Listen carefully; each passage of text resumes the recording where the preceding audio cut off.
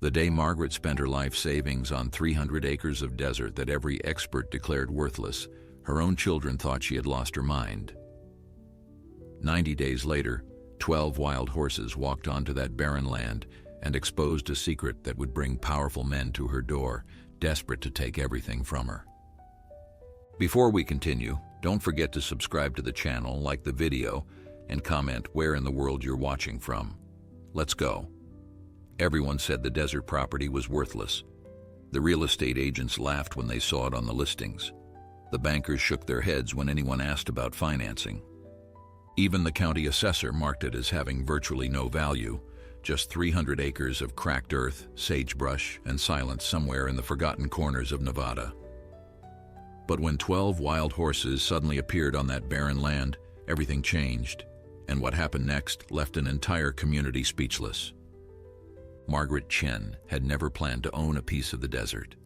At 62 years old, she had spent her entire career as an accountant in San Francisco, surrounded by spreadsheets, fluorescent lights, and the constant hum of city life. Her husband David had passed away 3 years earlier, leaving her with a modest pension, an empty house, and a loneliness that seemed to seep into her bones with each passing day.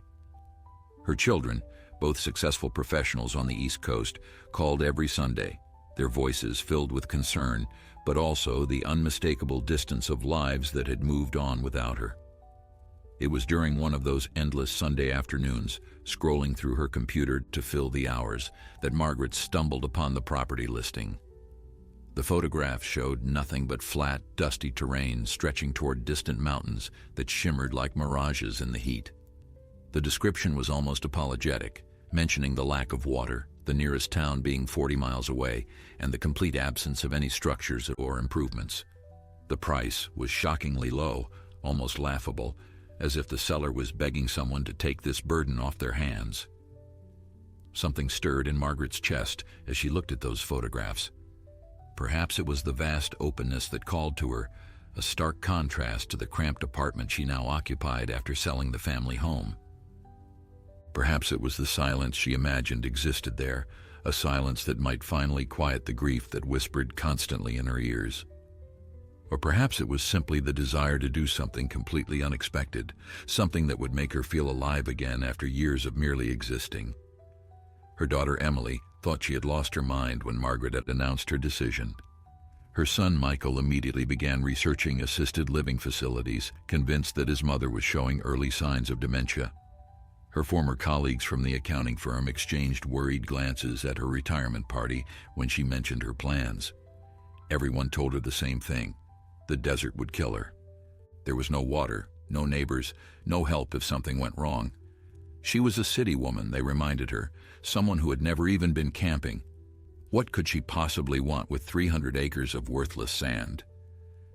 But Margaret had stopped listening to what others thought she should do. That voice had guided her for 6 decades, leading her through a conventional life of expected choices and safe decisions. Now, with nothing left to lose and no one depending on her, she felt a strange freedom blossoming in her chest. For the first time in her life, she would follow her own instinct, however foolish it might seem. The day she arrived at the property, driving a used pickup truck she had purchased specifically for this new life, the reality of her decision hit her with the force of the desert wind. The land stretched before her in every direction, a sea of brown and gold interrupted only by scattered clumps of sagebrush and the occasional twisted Joshua tree. The heat rose from the ground in visible waves, and the silence was so profound that she could hear her own heartbeat pounding in her ears. A small trailer, the only dwelling she could afford after purchasing the land, sat at the end of a dirt road like a forgotten toy abandoned by a careless child. That first night, lying in her narrow bed while coyotes howled somewhere in the darkness, Margaret wondered if everyone had been right. The stars above were more numerous than she had ever seen, a blanket of light that made her feel simultaneously insignificant and strangely comforted. But the doubts crept in with the cold night air. What was she doing here? What had she hoped to find in this emptiness? The grief she had tried to escape had followed her, settling into the corners of the trailer like dust. Weeks passed, and Margaret fell into a routine of survival. She learned to conserve water, to shop carefully during her weekly trips to town, to respect the rattlesnakes that occasionally crossed her path. The locals regarded her with a mixture of curiosity and pity. The old woman who bought the worthless land, they called her. The crazy city lady who would be gone before winter. She heard the whispers at the general store, saw the knowing looks exchanged between longtime residents. They were waiting for her to fail, to admit defeat and return to wherever she had come from. But Margaret was more stubborn than anyone gave her credit for. Each morning, she walked the perimeter of her property, learning its contours and secrets. She discovered a dry creek bed that suggested water had once flowed there, perhaps centuries ago. She found ancient petroglyphs carved into a rocky outcropping, images of animals and symbols that spoke of lives lived on this land long before anyone called it worthless.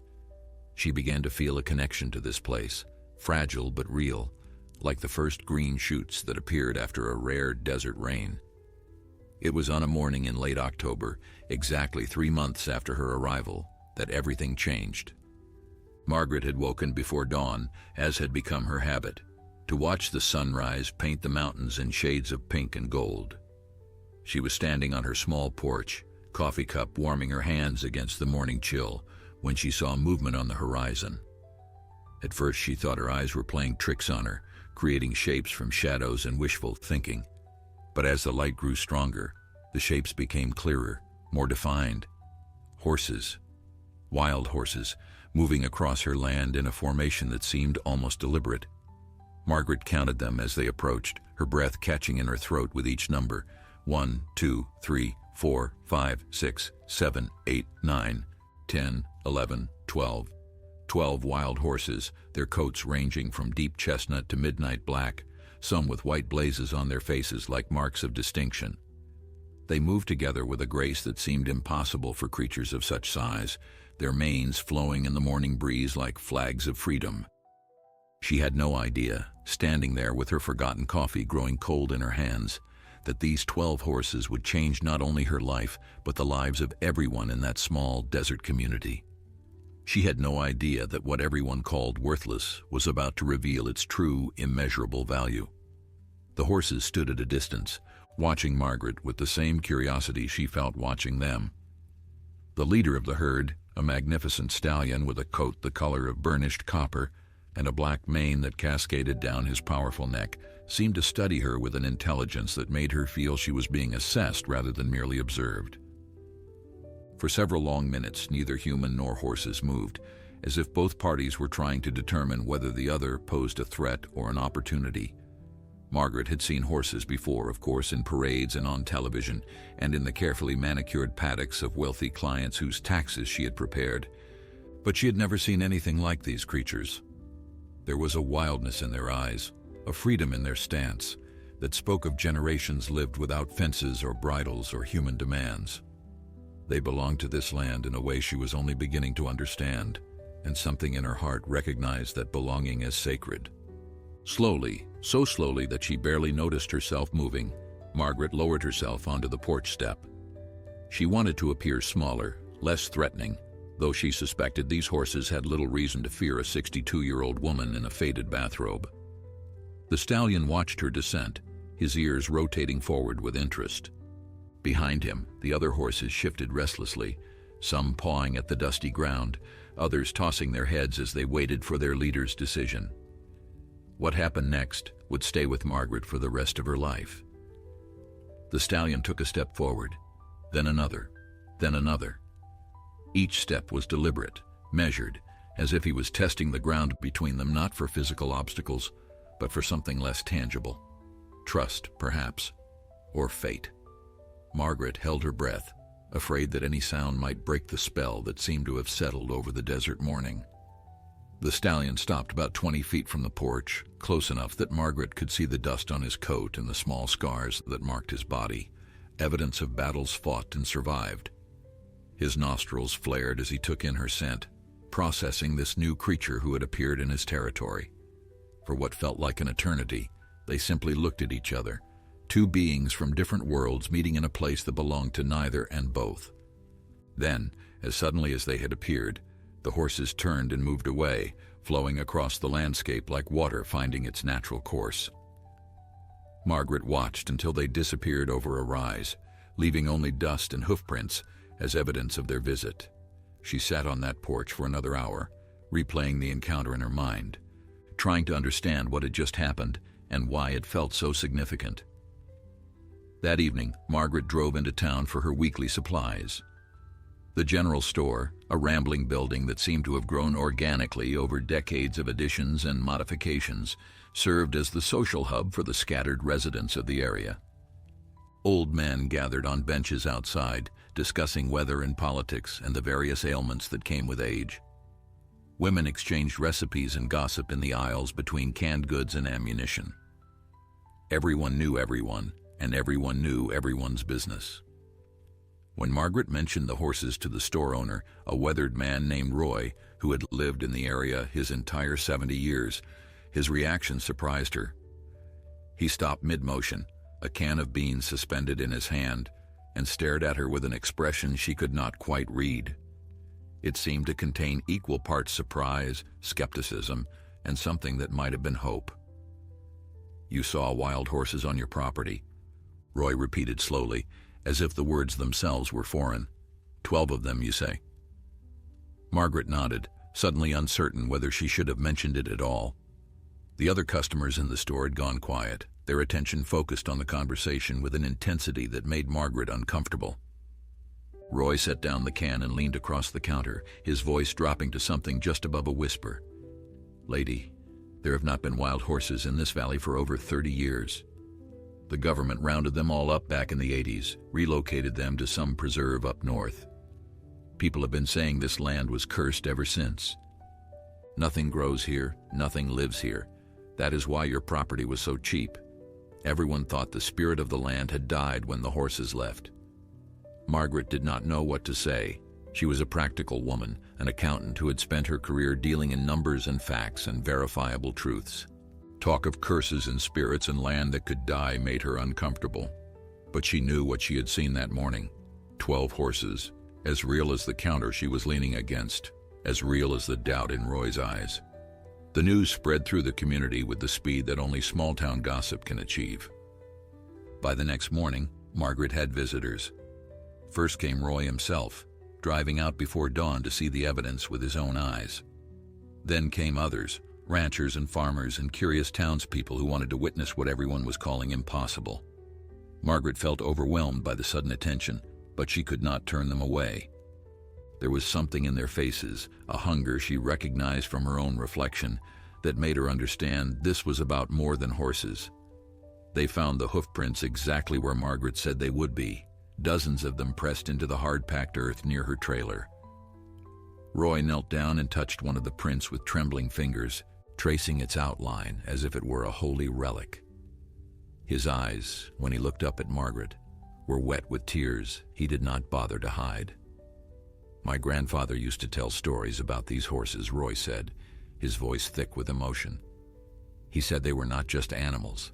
He said they were the guardians of this land, and that as long as they roamed free, the valley would prosper. When the government took them away, everything changed. The springs dried up, the ranches failed. People moved away or just gave up. We thought they were gone forever." Margaret looked at the hoofprints, then at the faces of the people gathered around her. She saw hope there, fragile but unmistakable, and she realized that her worthless desert property had just become something far more valuable than she had ever imagined. The question now was what she would do with it. The days following the discovery brought a transformation that Margaret could never have anticipated. Word of the wild horses continued to spread, reaching beyond the small desert community to neighboring towns and eventually to regional news outlets. A reporter from Reno drove out to interview Margaret, standing on her dusty porch with a camera crew while she awkwardly answered questions about what she had seen. The story ran on the evening news with the headline, "Mystery Horses Return to Nevada Desert." And suddenly Margaret's worthless property was the subject of statewide fascination. But not all the attention was welcome. 3 days after the news broadcast, a black SUV pulled up to Margaret's trailer, its polished exterior looking absurdly out of place against the backdrop of sagebrush and dust. Two men emerged, both wearing expensive suits that were already wilting into the desert heat. They introduced themselves as representatives of Westland Development Corporation, and their smiles had the practiced warmth of people who smiled for a living. The older of the two, a silver-haired man named Harrison Blake, explained their interest with the smooth efficiency of someone who had delivered this speech many times before. Westland had been quietly acquiring properties throughout the region for years, he said, assembling parcels for a massive development project that would bring jobs, infrastructure, and prosperity to this forgotten corner of Nevada. Margaret's 300 acres sat directly in the middle of their planned resort and casino complex. They were prepared to offer her 5 times what she had paid for the land. Margaret listened politely, her accountant's mind automatically calculating the figures, while another part of her recoiled from something she could not quite name. The offer was generous by any objective measure. It would give her financial security for the rest of her life, enough to move somewhere comfortable, somewhere with hospitals and grocery stores and all the conveniences she had given up. It was the logical choice, the sensible choice, the choice that everyone who had ever called her crazy would applaud. But when she opened her mouth to respond, different words came out. "What about the horses?" she asked. "What would happen to them if you built your resort here?" Harrison Blake's smile flickered almost imperceptibly before resettling into place. He assured her that Westland was committed to environmental responsibility, that they would work with wildlife agencies to ensure any animals were humanely relocated. It was the same language, Margaret realized, that had been used 30 years ago when the original horses were rounded up and removed. The same promises, the same smooth reassurances, the same fundamental dismissal of anything that could not be measured in dollars. She declined the offer. The developers left with their smiles intact but their eyes cold, promising to return with a better proposal. Margaret watched their SUV disappear down the dirt road and felt a strange mixture of fear and exhilaration. She had just turned down more money than she had ever possessed, and she had no idea what she was going to do next. That night, the horses returned. Margaret heard them before she saw them, the soft thunder of hooves approaching through the darkness. She stepped outside into the cool night air and found them gathered near her trailer, closer than they had ever come before. The stallion stood at the front of the group, his copper coat gleaming silver in the moonlight, his dark eyes fixed on Margaret with an intensity that made her breath catch. She walked toward them slowly, her bare feet finding the still warm earth, her heart pounding with something that felt like recognition. The stallion did not retreat. Instead, he lowered his great head and took a step toward her, closing the distance between them until she could feel the warmth radiating from his body, could smell the wild sage scent that clung to his mane. When she raised her trembling hand, he pressed his muzzle against her palm, and Margaret felt tears streaming down her cheeks without knowing why. In that moment, standing in the desert darkness with her hand against a wild horse's face, Margaret understood something that had eluded her for 62 years.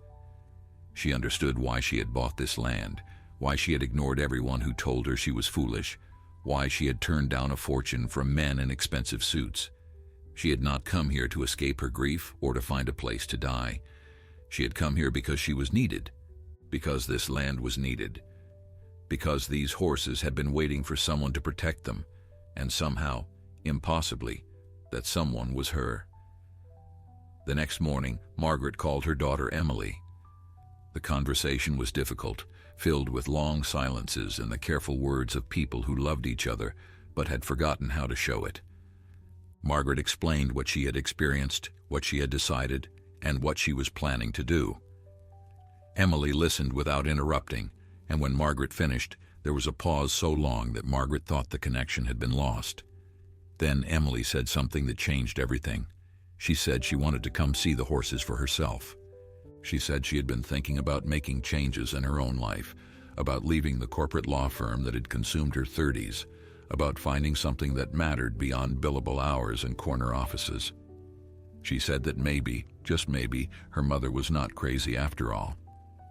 Margaret hung up the phone and looked out at the desert stretching toward the mountains. The horses were visible in the distance, grazing peacefully on whatever sparse vegetation they could find. They had survived here for generations before humans decided they were inconvenient, and they had returned now against all probability and expectation. If they could persist, Margaret thought, then so could she. But she knew the developers would return. She knew they would not accept her refusal gracefully, that there would be pressure and persuasion, and perhaps threats. She was one old woman with no money, no influence, and no experience fighting the kind of battle that was coming. What she had was 300 acres of supposedly worthless land, 12 wild horses who had chosen to make it their home, and a stubborn determination that had surprised everyone who thought they knew her. It would have to be enough, because Margaret had finally found something worth fighting for, and she was not going to let it go without a struggle.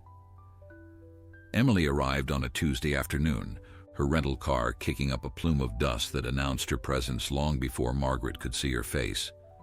Watching her daughter unfold herself from the vehicle, stretching muscles cramped from hours of driving, Margaret felt a nervous flutter in her stomach that surprised her. They had not been in the same room for over 2 years, not since David's funeral when grief had made them strangers to each other.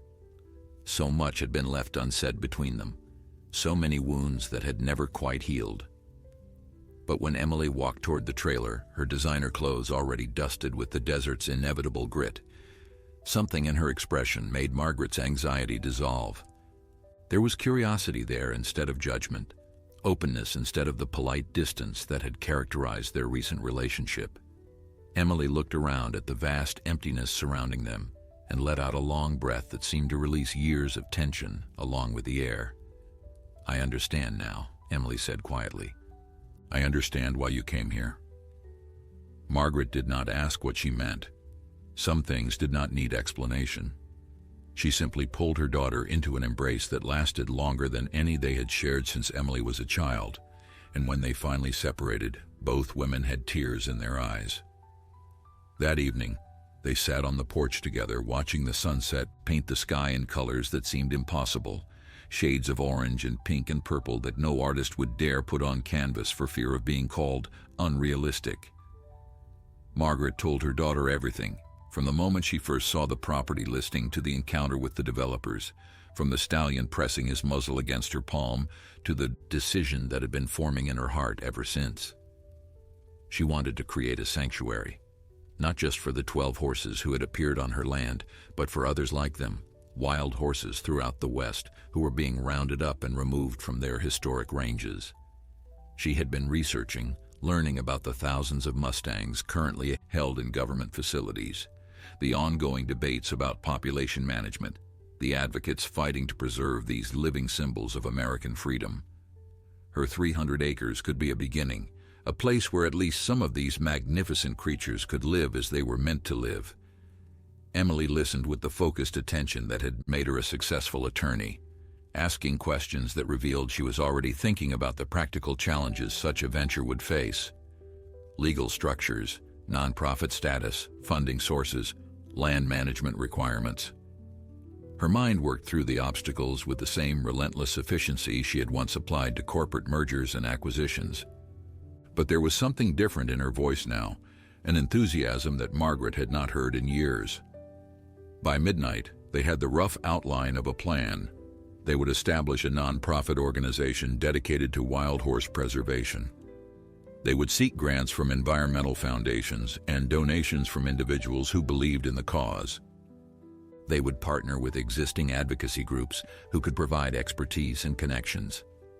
And they would fight the developers with every legal tool available, challenging their permits, questioning their environmental assessments, making it as difficult as possible for them to proceed. The horses appeared the next morning as if on cue, emerging from the dawn mist like spirits materializing from another realm. Emily stood frozen on the porch, her coffee cup forgotten in her hand, as the 12 animals approached with the same deliberate grace Margaret had witnessed before. The stallion led them as always, his copper coat catching the first rays of sunlight, his dark eyes finding Margaret and then moving to study the new human presence. Emily was crying. Margaret could see the tears streaming down her daughter's face, even from several feet away, and she understood completely. There was something about these horses that bypassed the rational mind entirely, something that spoke directly to a part of the soul that modern life had almost made people forget existed. Emily was feeling what Margaret had felt, that sense of connection to something ancient and wild and infinitely precious. "Mom," Emily whispered, never taking her eyes off the horses, "I am not going back. I am going to stay and help you." Margaret reached over and took her daughter's hand, squeezing it gently. She had hoped for this, but had been afraid to ask, afraid of the rejection that had become so familiar in their relationship. Now, standing together watching the horses graze in the morning light, she felt the first stirrings of something she had almost given up on: family, purpose, hope. The developers returned 3 days later, but this time they were not alone.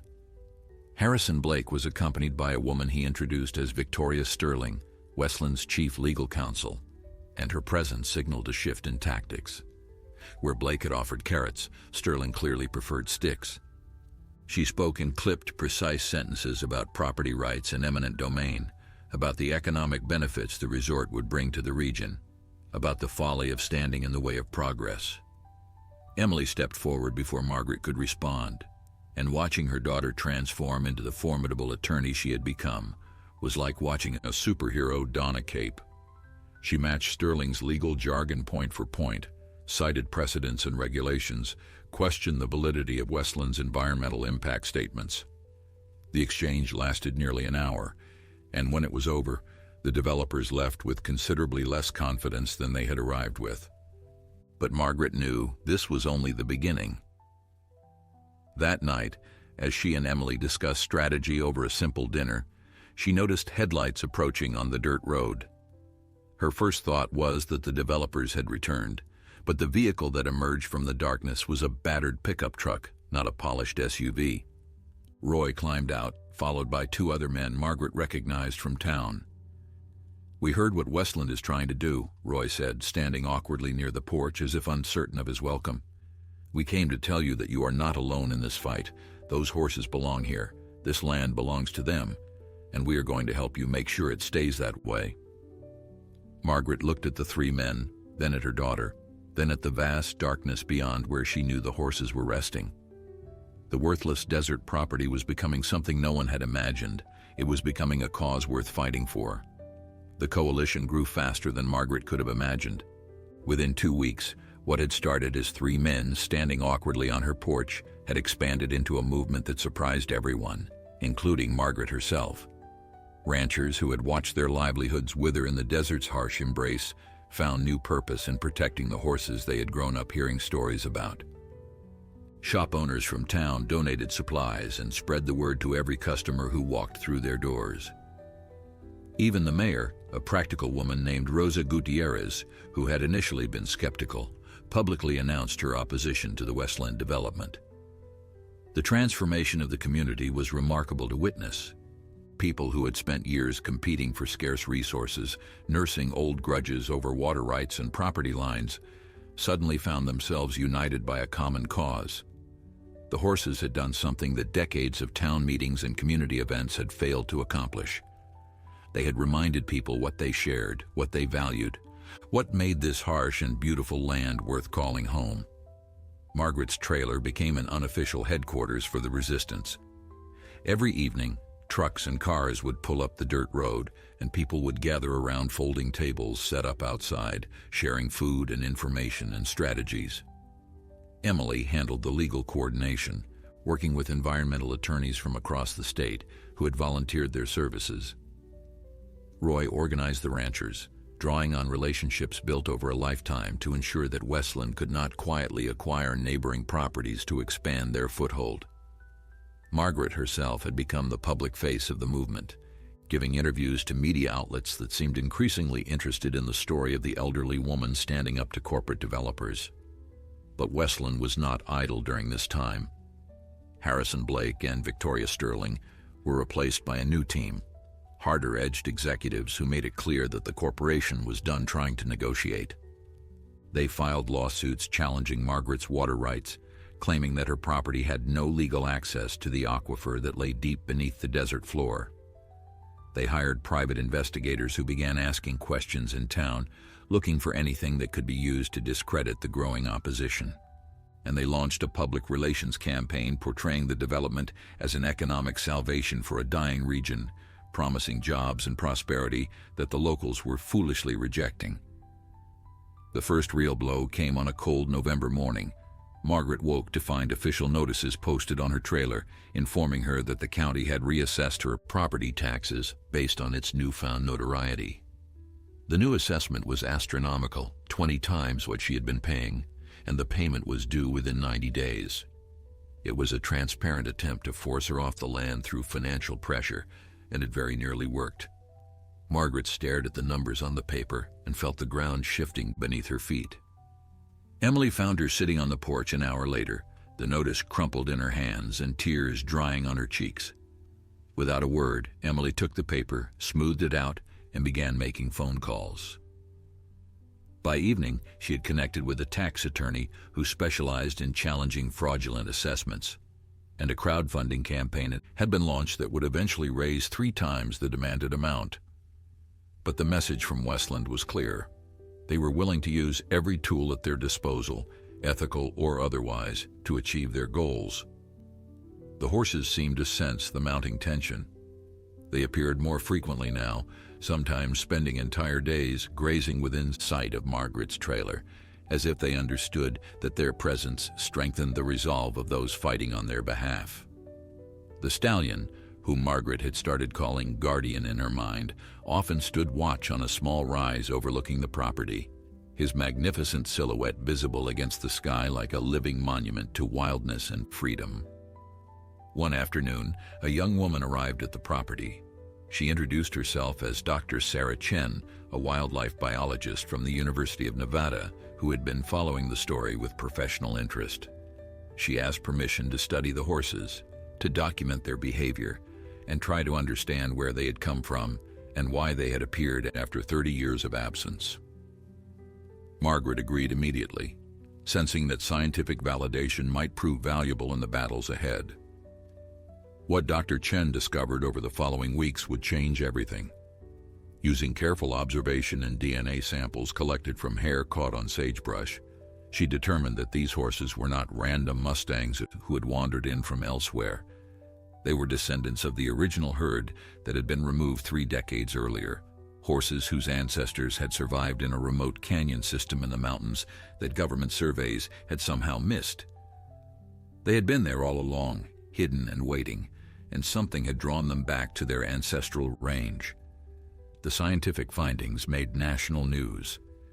Suddenly, Margaret's worthless desert property was being discussed in the context of genetic diversity, historic preservation, and wildlife corridor conservation. Environmental organizations that had been providing support from the sidelines now moved to the front lines, filing their own legal challenges against Westland's development permits. Politicians who had been cautiously neutral began making statements about the importance of protecting America's wild horse heritage. Westland responded with fury. Their lawyers filed injunctions attempting to stop Dr. Chen's research. Their lobbyists pressured state officials to expedite approval of the development project. And late one night, someone cut the fence that Margaret had installed around her property, leaving a gap that allowed her few cattle to wander onto neighboring land, creating a legal headache that took weeks to untangle. But the most devastating attack was yet to come. Margaret received a phone call from an old colleague in San Francisco, someone she had not spoken to in years. The voice on the other end was nervous, apologetic, warning her that Westland had hired investigators to dig into her past, and they had found something. Something from decades ago, a mistake she had made early in her accounting career, a minor ethical violation that had been quietly resolved but never fully erased from the record. They were going to use it to destroy her credibility and, with it, the movement she had helped to build. Margaret hung up the phone and looked out at the desert, where Guardian stood watching her as if he could sense her distress. The fight was about to get much harder than anyone had anticipated. The secret Margaret had carried for 37 years was simpler and more complicated than anyone might have guessed.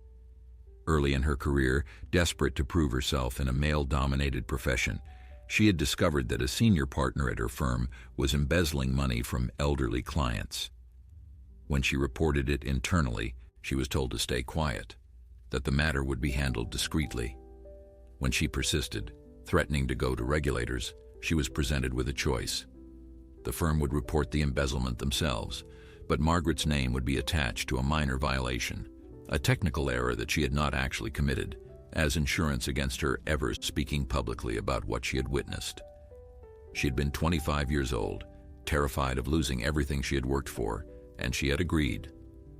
The senior partner quietly retired, the clients were made whole, and Margaret carried the stain on her record like a small stone in her shoe, always present, never quite painful enough to address.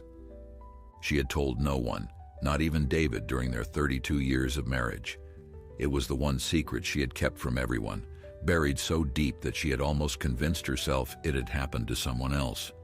Now Westland was going to drag it into the light, twist it into something it was not, use it to paint her as exactly the kind of person she had spent her entire career refusing to become. The irony was so bitter she could taste it. She had sacrificed a piece of her integrity to expose corruption, and that sacrifice would now be used to suggest she had no integrity at all. Emily found her mother sitting in the darkness that night, the trailer lit only by moonlight streaming through dusty windows. Margaret told her everything, every detail she had kept hidden for nearly 4 decades, and when she finished, she waited for the judgment she was certain would come. Instead, Emily sat beside her in silence for a long moment before speaking. "You were a whistleblower before anyone used that word," Emily said softly. "You tried to do the right thing and you were punished for it. That is not a scandal, Mom. That is a badge of honor. We just have to make sure people understand the real story before Westland tells their version." They worked through the night, preparing a preemptive statement that would be released to the media the following morning. Emily reached out to journalists who had been covering the story sympathetically, giving them exclusive access to documents Margaret had kept all these years, evidence that told the true story of what had happened. By dawn, the narrative was already shifting, transforming what Westland had intended as a weapon into a shield. The response from the community surprised even Emily, who had become accustomed to the fickleness of public opinion. Instead of abandoning Margaret, people rallied around her more strongly than before. Roy stood up at a town meeting and spoke about his own past, about mistakes he had made and prices he had paid, and how none of that changed who he was today. Others followed, sharing their own stories of imperfection and redemption, turning what should have been Margaret's lowest moment into a testament to the community's capacity for understanding and forgiveness. Westland's strategy had backfired spectacularly. The corporation found itself facing a wave of negative publicity, accused of attempting to smear an elderly woman who had tried to expose fraud decades earlier. Editorial pages that had been neutral began questioning what kind of company would resort to such tactics. Investors started asking uncomfortable questions about reputational risk. For the first time since the conflict began, Margaret sensed that the tide might be turning in their favor. But the horses themselves delivered the most powerful response to Westland's attack. The morning after Margaret's secret became public, something unprecedented happened. The 12 horses that had been visiting her property appeared not as distant observers, but as close companions. They gathered near the trailer and stayed there throughout the day, grazing and resting within a few dozen yards of where Margaret sat on her porch. Guardian, the copper stallion, positioned himself between the trailer and the road, facing outward as if standing guard against whatever might approach. Dr. Chen, who had been documenting the horse's behavior for weeks, was astonished. She had never observed wild horses showing this kind of proximity to human habitation, this apparent protectiveness toward a specific individual. She added detailed notes to her research files, noting the date and circumstances, creating a scientific record of something that seemed to transcend scientific explanation. Local reporters captured images of Margaret sitting on her porch with the horses peacefully grazing behind her, and those photographs spread across social media with a speed that no public relations firm could have orchestrated. The visual was too powerful to ignore: an elderly woman surrounded by wild horses, a community standing with her against corporate interests, a story that touched something deep in the American consciousness about freedom and belonging and the courage to stand up for what mattered. Donations to the Sanctuary Fund increased tenfold overnight. Volunteers from across the country began reaching out, offering skills and time and resources. A documentary filmmaker from Los Angeles called, asking permission to tell the story properly. What had started as one woman's impulsive decision to buy worthless desert land was becoming something much larger, a movement that resonated with people who had never seen a wild horse and never would. Margaret watched all of this unfold with a mixture of gratitude and disbelief. She had never sought attention, never wanted to be a symbol of anything. She had simply fallen in love with a piece of land and the creatures who called it home. But she was beginning to understand that sometimes fate chooses people for roles they never auditioned for, and the only choice is whether to accept or walk away. She chose to accept. She chose to let herself become whatever the movement needed her to be, knowing that it was never really about her anyway. It was about the horses, about the land, about the principle that some things could not be bought or sold or developed away. She was simply the unlikely vessel through which those principles had found expression. The battle was far from over, but for the first time, Margaret allowed herself to believe they might actually win. Winter arrived in the desert with a ferocity that surprised Margaret. She had expected cold nights, but she had not anticipated the biting wind that seemed to cut through every layer of clothing, the frost that painted her windows each morning, the way the landscape transformed from dusty brown to a stark palette of white and gray. The horses weathered it better than she did, their thick winter coats protecting them from temperatures that sent Margaret shivering to her small propane heater. The legal battle intensified as the weather grew harsher. Westland had assembled a team of attorneys that seemed to multiply with each passing week, filing motions and counter-motions, appeals and challenges, creating a blizzard of paperwork that threatened to bury the opposition in bureaucratic snow. Emily worked 18-hour days, coordinating with the volunteer lawyers who had joined their cause, but even she admitted that they were being outspent and outmaneuvered at nearly every turn. The breakthrough came from an unexpected source. Dr. Chen had been exploring the property's geological features as part of her broader research into the horse's habitat, and she stumbled upon something that would change the entire equation. Beneath the dry creek bed that Margaret had discovered months earlier, hidden under layers of sedite and thyme, lay evidence of a substantial underground water source. Not just any water source, but an ancient aquifer that preliminary testing suggested could be one of the largest untapped freshwater reserves in the region. The implications were staggering. In a part of the country where water was more valuable than gold, Margaret's worthless desert property suddenly became priceless. But more importantly, the aquifer's existence meant that the land had ecological significance far beyond what anyone had imagined. It was the water source that had sustained the wild horses for generations, the hidden spring that had allowed life to persist in what appeared to be barren wasteland. Dr. Chen's findings triggered a cascade of new protections. Federal agencies that had been reluctant to intervene in a local land dispute suddenly became interested in preserving the aquifer from potential contamination by development. Environmental groups filed emergency petitions to have the area designated as critical habitat. Even the state government, which had been quietly supportive of Westland's economic development plans, began reconsidering its position in light of the water security implications. Westland's response was swift and desperate. They attempted to acquire water rights before any protections could be put in place, filing claims that dated back to obscure 19th-century mining laws. They hired their own geologists, who produced competing reports questioning Dr. Chen's findings. They pressured local officials to expedite approvals before federal intervention could occur. It was a race against time, and both sides knew that the winner would be determined by who could move faster through the labyrinth of American bureaucracy. Margaret found herself traveling to meetings in places she had never been, testifying before committees whose names she could barely pronounce, shaking hands with politicians and activists and journalists who all wanted a piece of her story. It was exhausting and exhilarating in equal measure, and through it all she carried with her the image of Guardian standing watch on that small rise, a reminder of why she was fighting and what she was fighting for. The community continued to rally around the cause. Roy organized patrols of volunteers who monitored the property around the clock, watching for any signs of trespassing or sabotage. Local businesses donated a percentage of their profits to the Legal Defense Fund. Children in the regional elementary school created artwork depicting the wild horses, and their colorful drawings were displayed in shop windows throughout town, transforming the main street into a gallery of hope and determination. But the strain was beginning to show. Emily had lost weight, her face gaunt from stress and sleepless nights.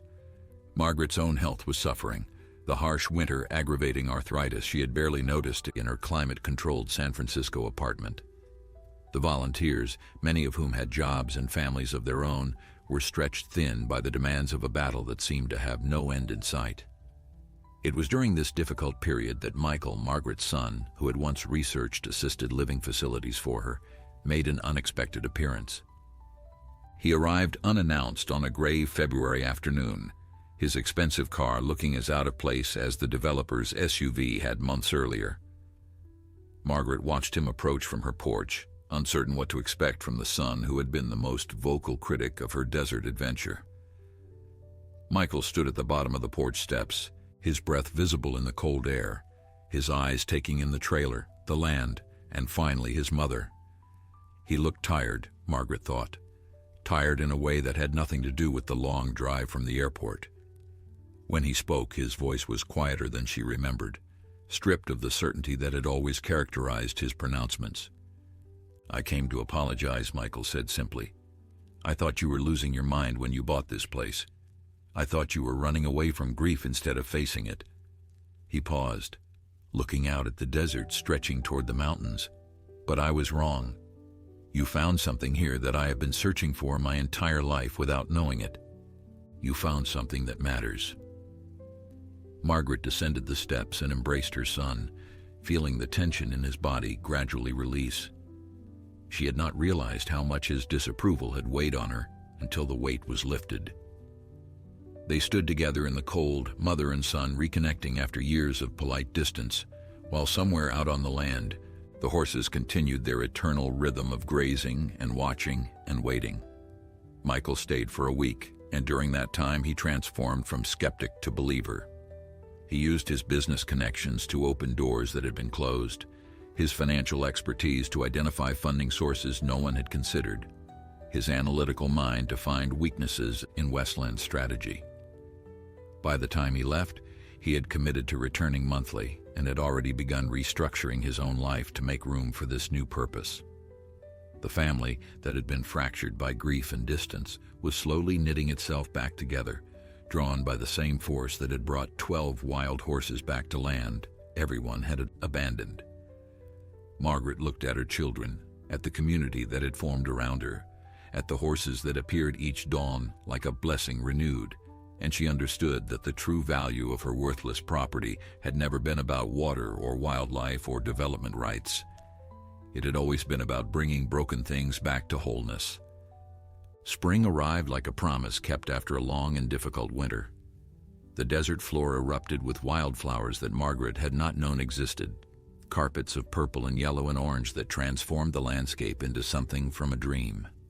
The horses seemed to celebrate the warmth, running across the open spaces with a joy that made Margaret's heart soar each time she witnessed it.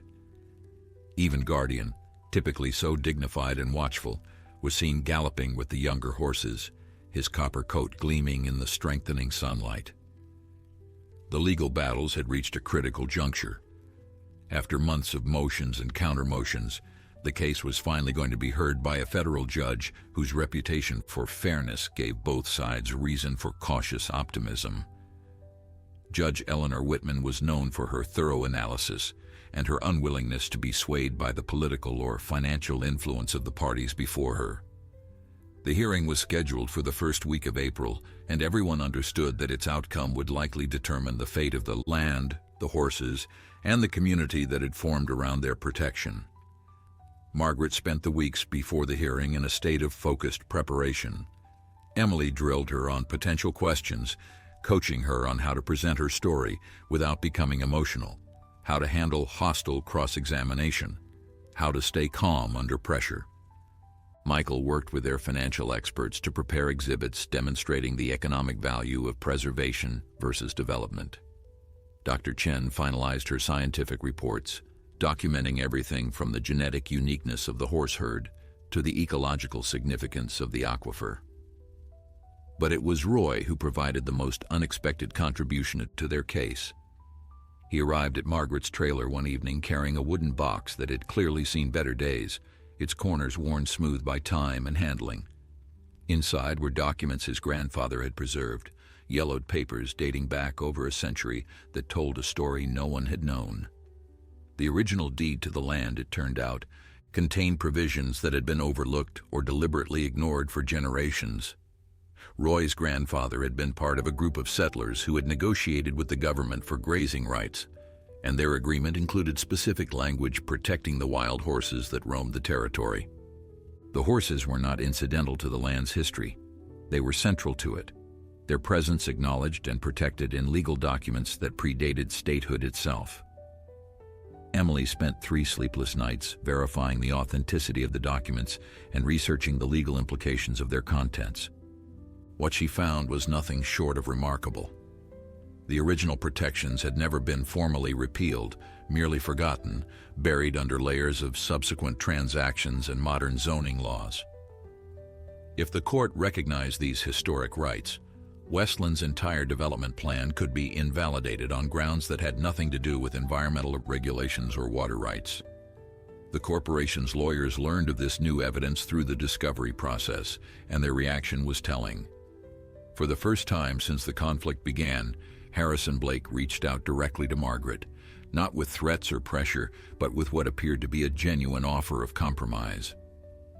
Westland would abandon the resort project entirely, he said, in exchange for the right to develop a smaller commercial center on the edges of the property, far from the aquifer and the horses' primary habitat.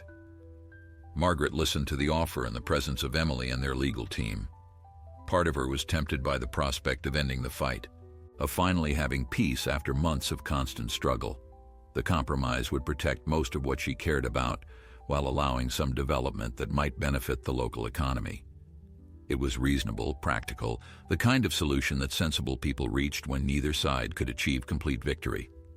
But when she closed her eyes and thought about guardians standing watch on that small rise, about the wildflowers blooming across land that everyone had called worthless, about the community that had come together to defend something larger than themselves, she knew she could not accept.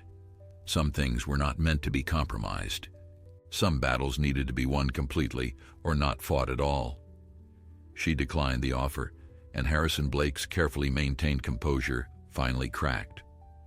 His parting words were a warning that Westland had resources and patience that Margaret could not match, that they would appeal any adverse ruling until she was bankrupted by legal fees, that she was making the worst mistake of her life. Margaret watched him leave and felt nothing but certainty. She had made her choice, and she would live with its consequences. The night before the hearing, Margaret walked out to where the horses were gathered in the moonlight. Guardian separated from the herd and approached her, his breath warm against her face as he lowered his great head to her level. She stroked his muzzle and spoke to him in the quiet voice she reserved for their private moments, telling him about the battle that would be decided tomorrow, about her hopes and fears and the strange journey that had brought her to this place. Guardian listened as he always did, his dark eyes reflecting the starlight, his presence a calm center in the storm of Margaret's emotions. She did not know if he understood her words, but she was certain he understood something deeper, the connection they shared, the purpose they served together, the love that had grown between an elderly woman and a wild horse against all probability and expectation. When she finally returned to the trailer, Emily and Michael were waiting on the porch. They had watched her communing with Guardian from a distance, and neither commented on what they had witnessed. Some things existed beyond the reach of language, and they had both learned to accept the mysteries that surrounded this place and these horses. Tomorrow would bring judgment, one way or another. Tomorrow would determine whether everything they had built and fought for would survive or crumble. But tonight, surrounded by family and friends and the horses that had started it all, Margaret felt a peace that transcended the uncertainty of what lay ahead. She had done everything she could. The rest was in hands larger than her own. She slept soundly that night, dreaming of horses running free across endless desert plains, their manes streaming in a wind that smelled of sage and wildflowers and the eternal promise of spring. The federal courthouse in Reno was an imposing structure of stone and glass that seemed designed to remind visitors of the weight of justice that occurred within its walls. Margaret arrived early, dressed in the simple blue dress Emily had helped her choose, her hands trembling slightly despite her efforts to appear calm. The hallways were crowded with supporters who had made the journey from the desert community, their faces a mixture of hope and anxiety that mirrored her own feelings. Judge Eleanor Whitman entered the courtroom precisely at 9 o'clock, her silver hair pulled back severely and her expression revealing nothing of her thoughts. She surveyed the packed gallery with eyes that seemed to miss nothing, then turned her attention to the attorneys arranged before her. The Westland legal team occupied one table, 5 lawyers in identical dark suits projecting the confidence that vast resources could purchase. At the other table sat Emily with 2 volunteer attorneys, their files organized with the meticulous care of people who knew they could not afford to make mistakes. The hearing proceeded with the formal ritual of legal proceedings, opening statements and evidentiary presentations and technical arguments that sometimes lost Margaret in their complexity. But she understood the essence of what each side was arguing. Westland claimed that their development rights were protected by law, that economic progress should not be held hostage by sentiment or outdated agreements. Emily and her team argued that the historic deed provisions, the environmental significance of the aquifer, and the unique status of the horse herd all combined to create protections that superseded Westland's claims. Margaret was called to testify in the early afternoon. She walked to the witness stand on legs that felt disconnected from her body, aware of every eye in the courtroom following her progress. Emily had prepared her for this moment, but nothing could truly prepare a person for the experience of having their life and choices subjected to public examination. She placed her hand on the Bible, swore to tell the truth, and waited for the questions to begin. Emily's examination was gentle and methodical, drawing out Margaret's story in a way that emphasized her motivations and the transformation she had witnessed in the community. Margaret spoke about finding the property, about the morning the horses first appeared, about the connections that had formed between people who had been strangers before this shared purpose brought them together. She spoke about Guardian, about the moment he had first touched his muzzle to her palm, and she saw several members of the gallery wiping tears from their eyes. The cross-examination was less gentle. Westland's lead attorney, a sharp-featured woman named Catherine Price, questioned Margaret's qualifications to make decisions about land management and wildlife conservation. She probed the old ethical violation that had been publicly disclosed, suggesting that Margaret's judgment could not be trusted. She implied that the entire movement was built on emotion rather than reason, sentiment rather than sound policy. Margaret answered each question as calmly as she could, refusing to be provoked into the angry responses that Price was clearly hoping to elicit. When the attorney suggested that Margaret was simply a lonely old woman who had projected her personal needs onto animals incapable of returning her affection, Margaret felt something shift inside her. She looked directly at Catherine Price and spoke with a clarity that surprised even herself. "You are right that I was lonely when I came here," Margaret said. "You are right that I did not know anything about horses or land management or any of the things you think should disqualify me from having an opinion. But you are wrong about what I found. I found a community of people who remembered what it meant to care about something larger than themselves. I found animals who had survived against all odds because this land was their home long before any of us decided we could buy or sell it. And I found a purpose that makes every struggle worthwhile. You can question my credentials all you want, but you cannot question what I have witnessed with my own eyes and felt in my own heart." The courtroom was silent when she finished. Judge Whitman's expression remained unreadable, but Margaret thought she detected something in the older woman's eyes, a flicker of recognition or perhaps respect. Catherine Price had no further questions, and Margaret returned to her seat feeling that she had said what needed to be said, regardless of how the judge would rule. Dr. Chen testified next, presenting her scientific findings with the precision and authority of someone who had spent her career studying exactly these kinds of questions. She explained the genetic significance of the horse herd, the ecological importance of the aquifer, the interconnected systems that made this apparently barren land a crucial component of the regional ecosystem. Her testimony was technical but compelling, building a case for protection based on facts rather than feelings. The hearing continued for 3 more days, each side presenting witnesses and evidence and arguments that seemed to stretch the proceedings toward infinity. Margaret sat through all of it, absorbing what she could, trusting Emily to navigate the complexities she could not fully understand. The supporters in the gallery rotated as people returned to their obligations in the desert community, but there were always familiar faces present, a constant reminder that Margaret was not alone in this fight. On the final day, Judge Whitman announced that she would issue her ruling within 30 days. The waiting, she knew, would be almost unbearable. As Margaret left the courthouse, blinking in the bright Nevada sunlight, she found Roy waiting for her on the steps. His weathered face was creased with worry, but there was something else there too, something he needed to tell her. "The horses," Roy said, his voice catching on the words. "Something is happening with the horses." Margaret felt her heart seize in her chest. She did not ask questions, simply followed Roy to his truck and climbed inside. They drove in silence through the desert landscape, the mountains growing larger as they approached the property that had become the center of so many lives. Margaret did not know what awaited her, but she sensed that whatever it was would change everything once again. The worthless desert property had already revealed so many secrets. It seemed it had one more to share. Margaret saw them before Roy even stopped the truck. The horses were gathered in a tight formation near the trailer, their bodies creating a protective circle around something she could not yet see.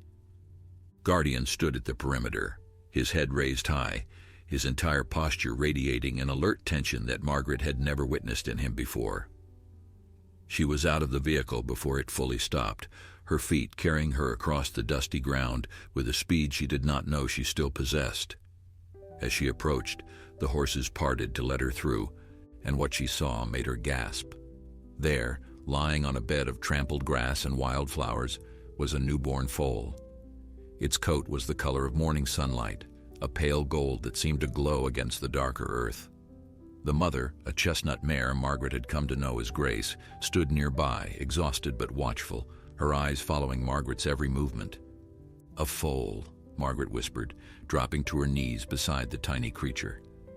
The foal lifted its head and looked at her with eyes that seemed ancient and newborn simultaneously, carrying the wisdom of generations and the innocence of minutes. This was what the horses had been protecting, what had called them into that tight formation.